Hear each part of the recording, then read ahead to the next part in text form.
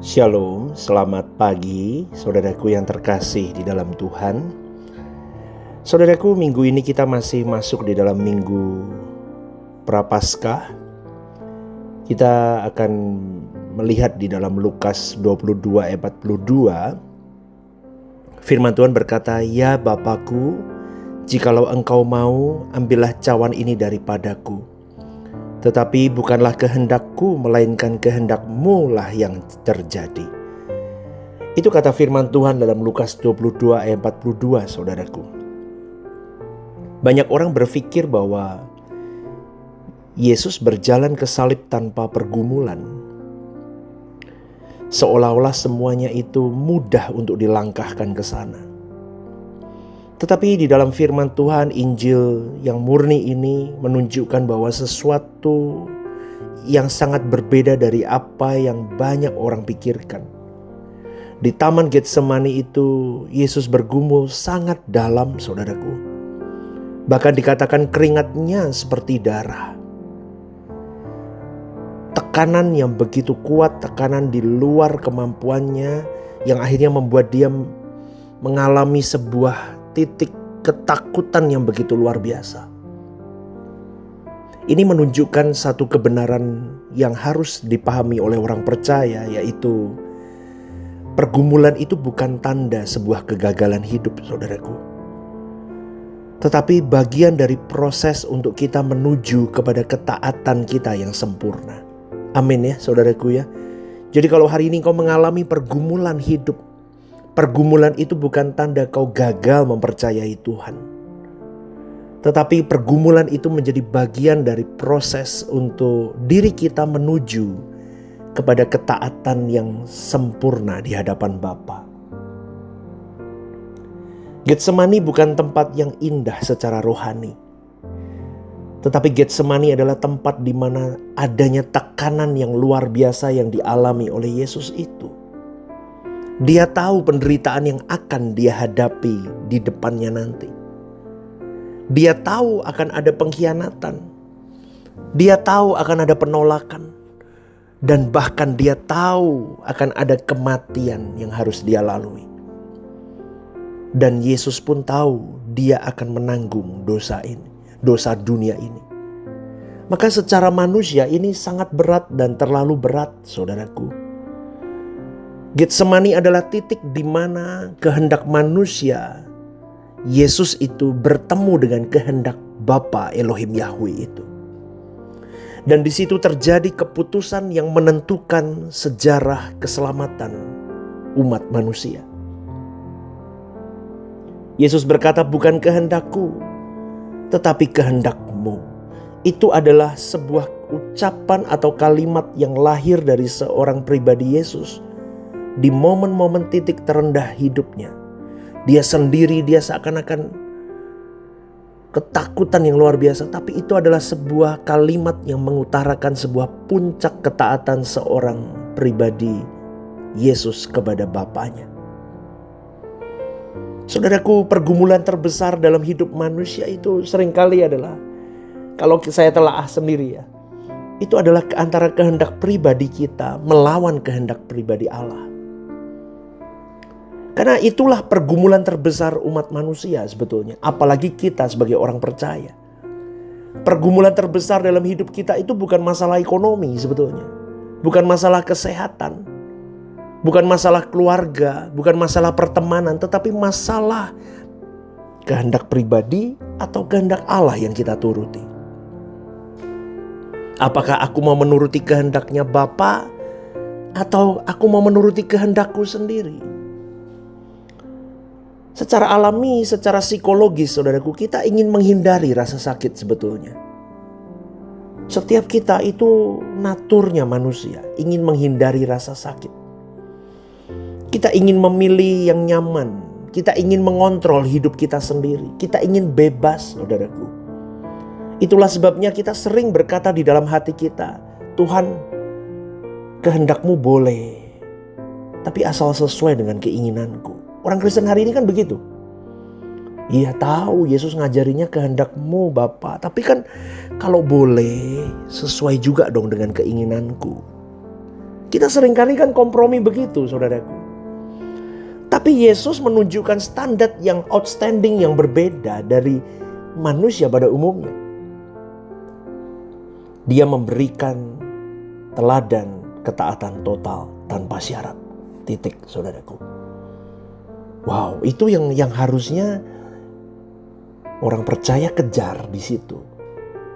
Saya harusnya mengejar di situ, Anda juga. Ketaatan total tanpa syarat. Loh, aku berbuat baik kalau dia baik dong sama aku. Loh, gak boleh. Ketaatan total tanpa syarat. Jadi kamu mengasihi orang tanpa syarat. Karena Tuhan sudah terlebih dahulu mengasihimu. Gimana? Repot kan jadi Kristen? Ya tapi memang begitu. Aku melayani Allah tanpa syarat. Aku mau melayani kalau. Nah, kan orang Kristen gitu kan. Aku mau memberi hidupku kalau. Aku mau menopang pekerjaan Tuhan di gereja lokalku kalau Tuhan dengar doaku. Kalau dikabulkan pekerjaanku. Kalau dibuat ramai pekerjaanku. Kalau syaratnya banyak. Tapi Yesus mengajarkan standar yang berbeda. Kehendakku kiri Tuhan. Bapa, kehendakku kiri. Tapi aku tidak maksa kiri. Kalau kehendakmu aku suruh ke kanan. Kehendakmu yang jadi aku ke kanan. Coba loh. Itu yang harusnya kita pelajari dan kita renungkan dan kita belajar memperjuangkan, lakukan tiap hari dalam hidup kita. Sebagai orang percaya. Apalagi sebagai pencinta suara kebenaran. Makanya jangan berhenti jadi pencinta suara kebenaran. Harusnya menjadi pelaku suara kebenaran.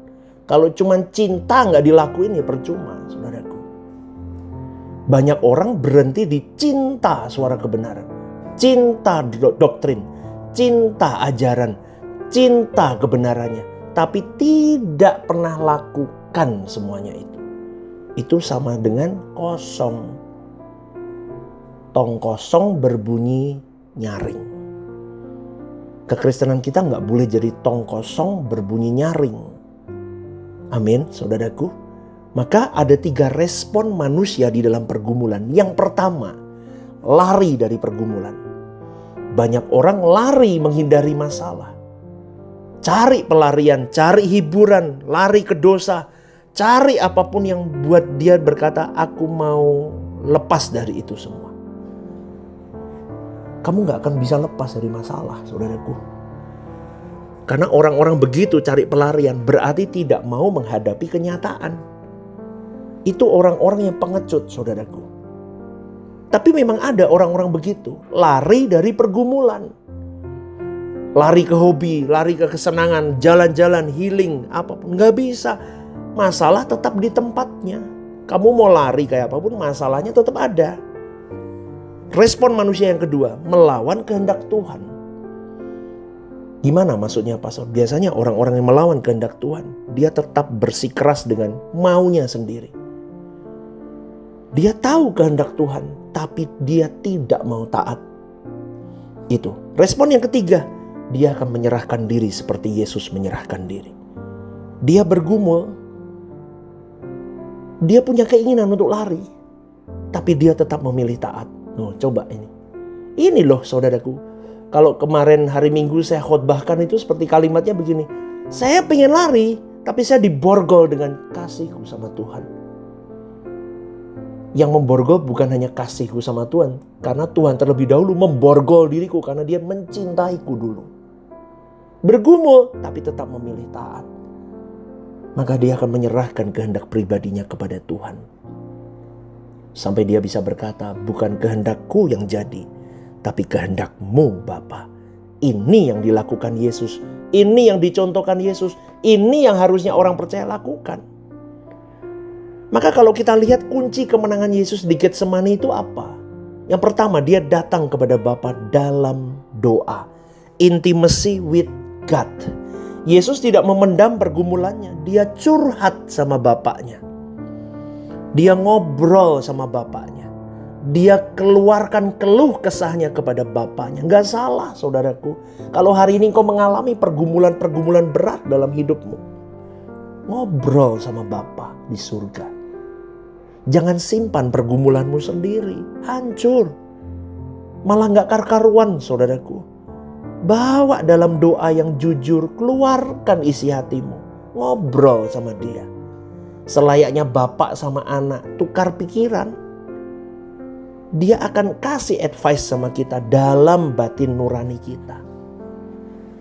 Yang kedua, kunci kemenangan Yesus di Getsemani apa? Dia jujur sama perasaannya. Yesus gak pura-pura kuat. Dia sampai ngomong sama bapaknya, ambillah cawan ini. Itu tandanya Yesus sudah ngomong, aku takut, Pak. Aku takut, aku gentar hadapi itu. Ngerti ya saudaraku ya? Gak usah perlu bertopeng sok kuat, sok mampu jalani hidup. Gak apa-apa, jujur. Ngomong aja. Memang kita remuk kok.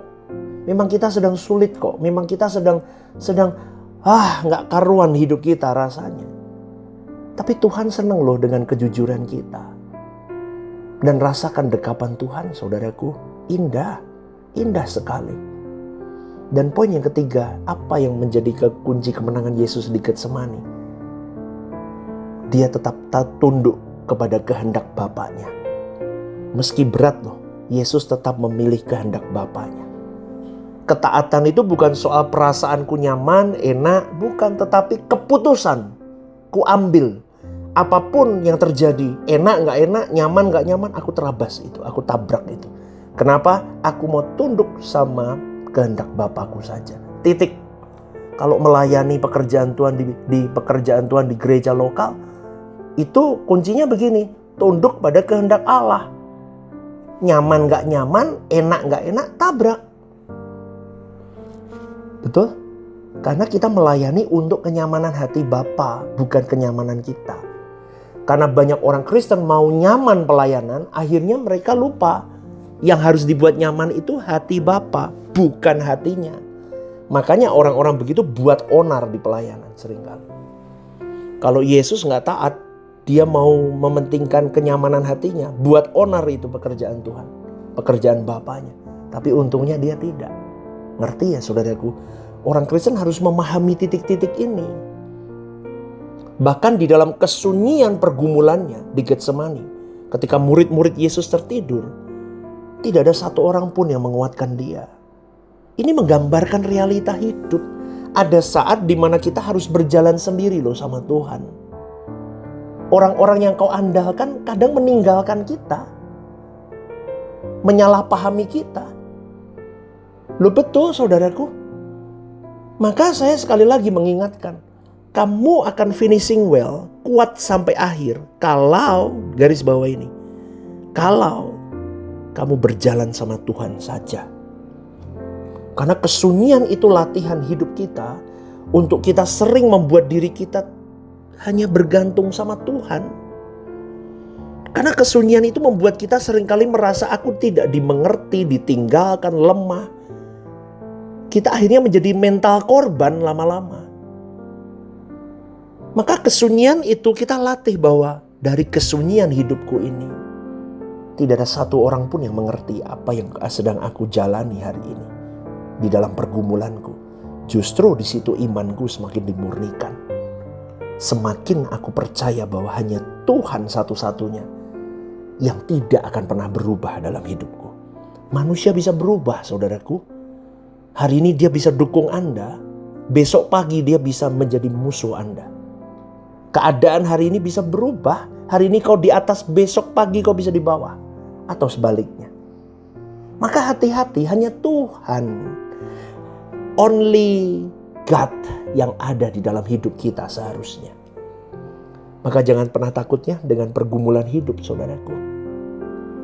Itu bagian dari proses pembentukan.